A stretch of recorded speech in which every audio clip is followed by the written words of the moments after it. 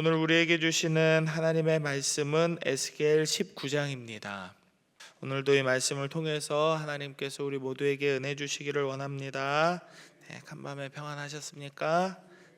오늘 본문은 이제 애가라는 형식으로 이스라엘 지도자들의 실패와 그 유다의 멸망에 대한 장송곡이라고 할 수 있습니다. 장송곡은 본래 죽은 자의 업적을 기리고 그 죽음을 안타까워하면서 슬퍼하는 노래인데, 그 19장에 나와 있는 이 애가는 아직 죽음, 멸망을 맞이하지 않은 이스라엘 방백들의 과오를 지적하면서 그들의 죽음을 미리 확정하고 있습니다. 아직 죽지 않은 사람에 대해서 아이고 네가 죽으면 이제 어떡하나 하면서 이렇게 노래를 부르는 거예요. 그러니까 약간의 조롱이 들어가고 슬픔을 이렇게 반대로 표현한 것이죠. 이 애가는, 오늘 본문의 애가는 암사자와 포도나무라는 두 가지 이미지를 사용해서 이스라엘의 실패와 멸망을 노래합니다. 두 가지 이미지는 모두 다윗 왕조를 묘사하고 있습니다.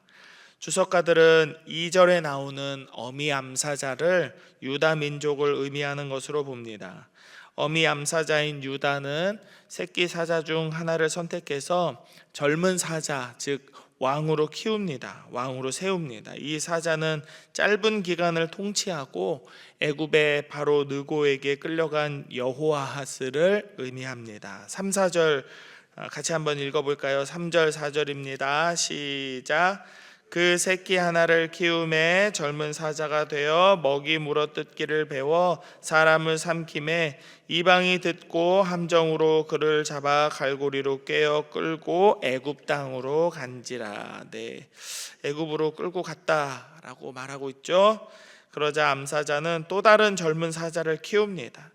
이제 두 번째 이 젊은 사자를 여호야긴 왕이나 아니면 마지막 왕이었던 시드기야, 이 두 사람 중 한 사람이다 이렇게 보는 견해들이 있는데요. 사실 누구를 생각해서 이 글을 썼든지 그 결과에는 변화가 없기 때문에 큰 상관은 없습니다. 7절의 말씀을 제가 읽어드립니다. 그의 궁궐들을 헐고 성읍들을 부수니 그 우는 소리로 말미암아 땅과 그 안에 가득한 것이 황폐한지라 라고 말씀하는데요. 압제와 교만으로 인한 왕의 실패, 자기만 잘 살려고 다른 사람들을 찍어 누르고 힘으로 모든 것을 해결하려고 하는 이 왕의 실패는 곧 그 땅과 그에 속한 모든 것들의 황폐함의 결과로 이어집니다. 그러니까 사람 하나 잘못 세우면 나라가 망한다라는 것이죠. 오늘 본문에서 사용되는 두 번째 이미지는 포도나무입니다. 10절 말씀 같이 한번 읽어볼까요? 10절입니다. 시작. 내 피의 어머니는 물가에 심겨진 포도나무 같아서 물이 많음으로 열매가 많고 가지가 무성하며. 여기서 피의 어머니는 유다를 의미합니다. 유다는 물이 풍성한 포도원에 심긴 포도나무로 이어서 비유됩니다. 11절의 말씀을 보면 이 포도나무에서는 건강한 한 가지가 나와서 이제 권세 잡을 만한 큰 규가 될 만한 가지로 성장한다라고 말씀하는데요. 그러나 결과는 보이는 것과는 다르죠. 그렇게 될 만해 보인다라고 하지만 12절 13절입니다. 제가 읽어드리겠습니다. 분노 중에 뽑혀서 땅에 던짐을 당하매 그 열매는 동풍에 마르고 그 강한 가지들은 꺾이고 말라 불에 탔더니 이제는 광야 메마르고 가물이 든 땅에 심어진 바 되었다라고 말씀합니다. 건강한 가지, 한 나라의 규라는 것은 왕의 지팡이거든요. 그러니까 큰 권세가 나올 만한 가지로 보였는데 사실은 그렇지 않았다. 이 건강했던 가지는 뽑혀서 던짐을 당하고 실과는 동풍, 여기서 말하는 동풍은 바벨론의 침략입니다. 동풍에 마르게 되고 그 풍성함은 철저하게 파괴되고 만다라고 예언이 됩니다. 결국 14절에서 말하는 것처럼 다윗 왕조의 완전한 몰락이 예고되고 있습니다. 14절 마지막으로 같이 한번 읽어볼까요? 시작. 불이 그 가지 중 하나에서부터 나와 그 열매를 태우니 권세 잡은 자의 규가 될 만한 강한 가지가 없도다 하라. 이것이 애가라. 후에도 애가가 되리라. 오늘 본문은 어떻게 보면 에스겔 이제 17장과의 연관성이 있는데요. 이제 가지들을 모두 태우는 가지, 같은 나무에서 나왔는데 어떤 가지 하나에서 남아있는 모든 가지들을 태우는 가지가 나왔대요. 유다의 마지막 왕인 시드기야라고 생각됩니다. 에스겔 17장에서는 하나님의 개입으로 희망의 메시지가 전달되었어요. 그러니까 앞으로 조금만 넘기면 되니까 우리 17장 22절에서 24절 한번 보실까요? 17장 22절에서 24절 조금 길지만 같이 한번 읽어보겠습니다. 22절부터 시작. 주 여호와께서 이같이 말씀하시되 내가 백향목 꼭대기에서 높은 가지를 꺾어다가 심으리라. 내가 그 높은 새 가지 끝에서 연한 가지를 꺾어 높고 우뚝 솟은 산에 심되 이스라엘 높은 산에 심으리니 그 가지가 무성하고 열매를 맺어서 아름다운 백향목이 될 것이요 각종 새가 그 아래에 깃들이며 그 가지 그늘에 살리라. 들의 모든 나무가 나 여호와는 높은 나무를 낮추고 낮은 나무를 높이며 푸른 나무를 말리고 마른 나무를 무성하게 하는 줄 알리라. 나 여호와는 말하고 이루느니라 하라. 아멘. 그래요. 여기에서는 하나님께서 뭔가 좀 희망찬 이야기를 하고 계시죠. 그 가지를 꺾어서 그냥 불태워 버린다거나 갖다 버린다거나 말라 죽게 한다 이런 말씀이 아니라 이 가지를 통해서 하나님의 하나님 되심을, 하나님의 살아계심을 모든 사람들이 알게 하겠다 이렇게 말씀하시는데요. 그런데 19장의 애가는 다윗 왕조의 절망적인 결말을 전하고 있습니다. 이것이 애가인데 후에도 애가가 되리라 라고 말씀하고 있거든요. 이제 모든 선지자들의 이제 말을 들을 때에 우리는 두 가지 사실을 전제하고 있습니다. 어떤 선지자가 우리에게 말을 하든지 두 가지에 전제되는 사실이 있는데요. 첫째는 선지자들의 입을 통해 전해지는 말들은 하나님께서 정하신 일이고 그 일은 반드시 이루어진다라는 사실입니다. 하나님께서 하신 말씀은 반드시 이루어집니다. 그리고 우리가 전제하고 있어야 될 두 번째 사실은 인간에게 향하신 진노와 그 진노의 결과로 주어지는 모든 고통은 하나님의 본심이 아니다라는 사실입니다. 제가 여러 번 비유로 말씀을 드렸는데 여러분들이 이제 여러분들의 자녀를 훈육할 때 이렇게 맴매할 수 있잖아요. 자녀들이나 손자 손녀들한테 너무 말을 안 들으면 맴매할 수 있는데 이렇게 맴매하거나 이놈하고 이렇게 혼낼 때 또 잘못하는지 안 하는지 그것만 기다렸다가 오늘 또 때릴 수 있겠구나 그러면서 막 이렇게 때리는 엄마 아빠가 있을까요? 없습니다. 절대로 없습니다. 그런 부모들은 이제 위용위용하는 경찰차 타고 저기 큰 집 가야죠. 그런 사람은 정상적인 사람이면 그럴 수 없습니다. 훈육은 뭔가 바뀌어지길 바라는 마음에 훈육을 하는 거지, 오늘은 5대밖에 못 때렸네 하면서 때리는 것 자체를 목적으로 두고 훈육을 하는 부모는 아무도 없어요. 아무도 없습니다. 하나님도 마찬가지입니다.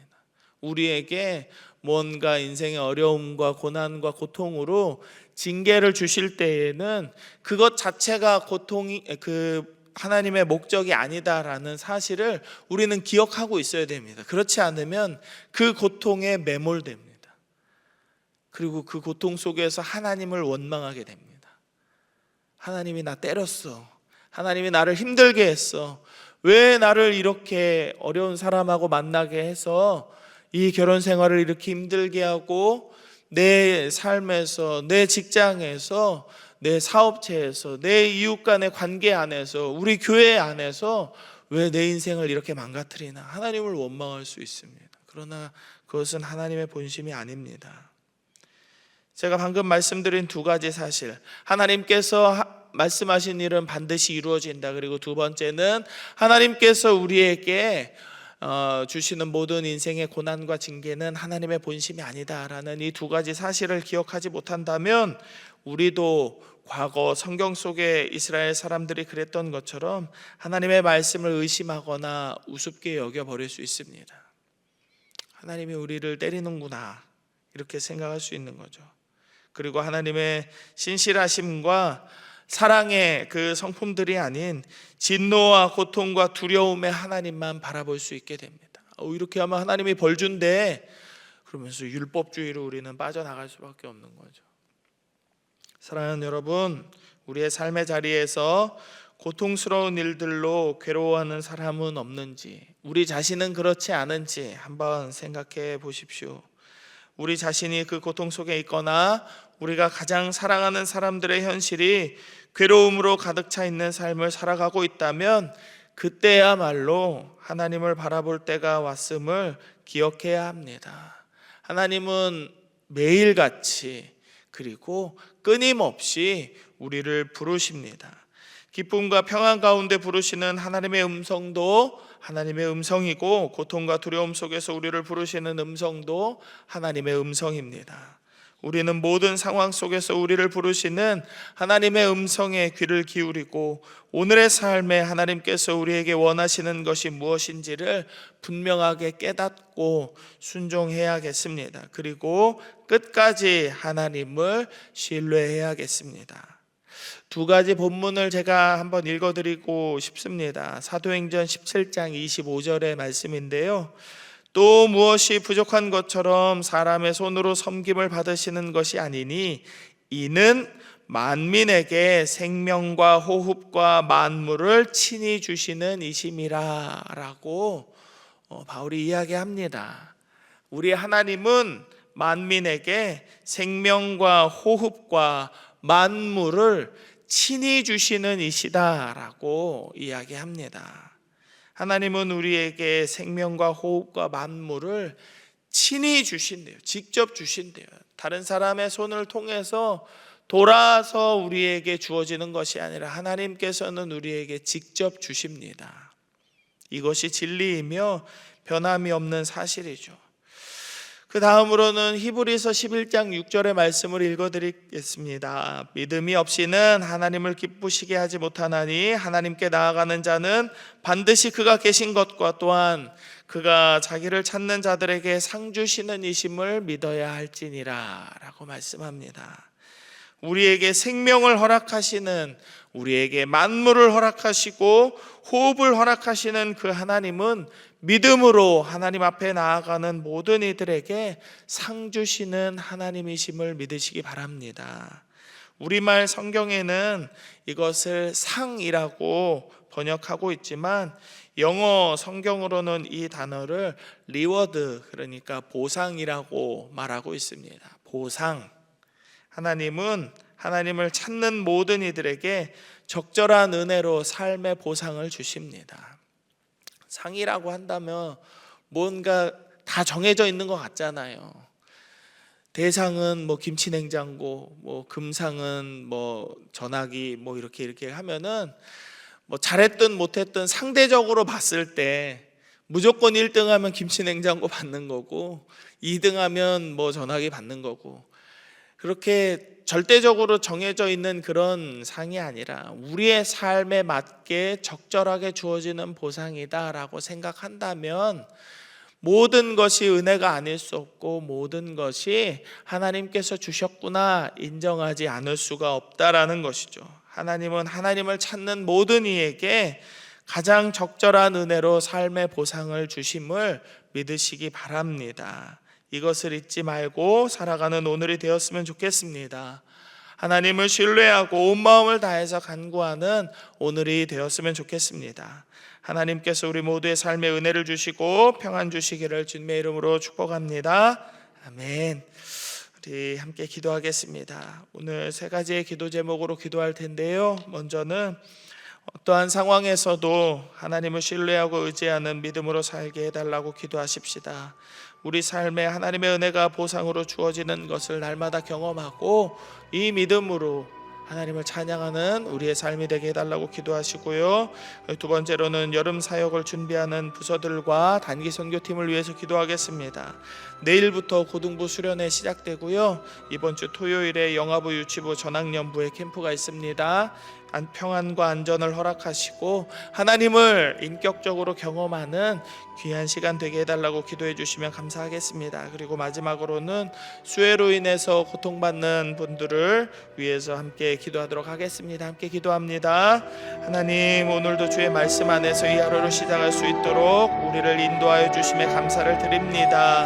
하나님, 우리가 어떠한 상황에서도 겸손한 마음으로 주의 음성을 듣게 하시고 하나님께서 주시는 말씀 안에서 힘을 얻고 모든 상황 속에서 하나님을 신뢰하며 의지하는 믿음으로 살기를 원합니다. 주님, 하나님께 나아가는 자들에게 하나님께서 상 주신다라는 것을 우리가 잊지 않게 하시고 언제나 우리의 삶에 하나님의 은혜로 주어지는 이 보상들을 경험하며 그 은혜를 감사하며 하나님을 찬양하는 믿음의 삶을 살아가는 우리들 되기를 원합니다. 주여, 낙심치 않게 하시고 절망치 않게 하시고 하나님의 말씀으로 말미암아 오늘을 살고 내일의 소망을 얻는 우리들이 되게 하여 주시옵소서. 하나님, 좌절과 절망으로 우리의 시간을 보내지 않게 하시고 하나님께서 우리를 인도하시는 것에 대한 신뢰와 믿음으로 오늘도 든든히 우리 곁에 계시는 하나님만 바라보며 이 하루를 살아갈 수 있도록 주여 도와주시옵소서. 하나님, 여름 사역을 준비하는 여러 부서들이 있습니다. 그리고 다음 주에 치앙마이로 떠날 단기 선교팀이 있습니다. 하나님께서 기억하여 주셔서 하나님, 우리 모두에게 평안을 허락하여 주옵소서. 내일부터 고등부 수련회 시작되고 토요일에 영아부, 유치부, 전학년부 캠프가 시작됩니다. 우리 아이들에게 하나님 말씀하여 주시고 하나님 살아계심을 나타내어 주시고 하나님 오가는 모든 길의 안전을 지켜주시며 하나님 짧은 1박 2일과 2박 3일의 시간일지라도 하나님께서 우리 아이들을 만나 주실 때에 인격적인 예수 그리스도의 사랑과 은혜를 경험할 수 있는 복된 시간 되게 하시고 우리 아이들의 속사람이 온전하게 변화될 수 있도록 하나님을 믿고 살아가는 믿음의 사람들로 성장할 수 있도록 주여 은혜를 내려 주시옵소서. 수해로 인하여서 고통받는 많은 이들이 있습니다. 삶의 자리가 무너져 내린 저들에게 하나님 오늘을 살아갈 소망을 허락하여 주시고 빠른 복구와 회복이 일어날 수 있도록 아버지 은혜를 내려 주시며 하나님께서 저들을 만져주시어서 하나님 은혜로 말미암아 힘을 얻어 하나님 저들도 하나님 앞에 감사하는 믿음의 삶을 살기를 원합니다. 모든 도움의 손길들이 저들을 향하여 뻗치게 하여 주시고 하늘의 창고를 열어서 저들의 부족한 것들이 채워질 수 있도록 아버지 은혜를 내려 주시며 이 때에 하나님 살아계심을 저들이 알고 저들 모두가 하나님 앞에 나와 하나님을 하나님 되심을 인정하며 찬양하는 복된 사람들 다 될 수 있도록 주여 역사하여 주시옵소서. 하나님, 우리가 살아가는 모든 날 동안 우리가 하나님을 신뢰하는 사람들 되기를 원합니다. 하나님 앞에 나아가는 자는 반드시 하나님이 계시는 것과 하나님을 찾는 자들에게 적절한 삶의 보상과 은혜를 베풀어 주시는 이심을 우리가 끝까지 기억하며 믿게 하여 주옵소서. 이 믿음으로 우리가 오늘 기도하는 모든 기도의 제목들도 하나님 응답하여 주시기를 원합니다. 우리 삶에 평안 주시기를 원합니다. 사랑하는 우리의 자녀들도 하나님 붙들어 주시기를 원합니다. 내일부터 시작되는 고등부 수련회, 토요일부터 시작되는 영아부, 유치부, 전학년부의 캠프 안에 하나님 은혜를 베풀어 주옵소서. 준비하는 모든 교육자들과 선생님들에게 지치지 않는 힘과 능력을 더하여 주시고 우리 아이들이 믿음 안에서 하루하루 날마다 잘 자라날 수 있도록 주여 성령 충만함을 허락하여 주옵소서.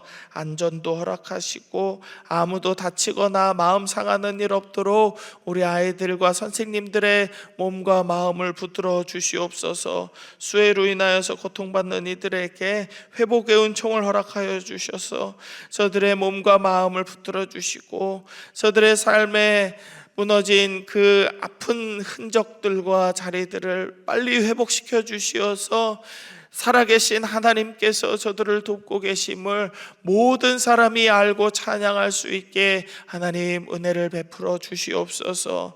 우리 가운데 많은 기도의 제목들이 있습니다. 미래를 알지 못하여서 취업을 준비하는 우리의 자녀들, 진로를 아직 결정하지 못하여서 혼란과 곤란함으로 날마다 낙심과 절망 가운데 있는 우리의 자녀들, 아직 믿음의 배우자를 만나지 못했거나 자녀가 없어 고통받고 있는 우리의 모든 자녀 손들을 기억하여 주셔서 주여 저들이 오직 하나님을 믿음으로 삶의 소망을 얻게 하여 주시고 모든 우리의 기도 제목 가운데 평안과 은혜를 주시는 하나님만을 바라보는 오늘의 삶이 되게 하여 주옵소서. 모든 것 의탁드리며 거룩하신 예수 그리스도의 이름으로 기도드립니다. 아멘.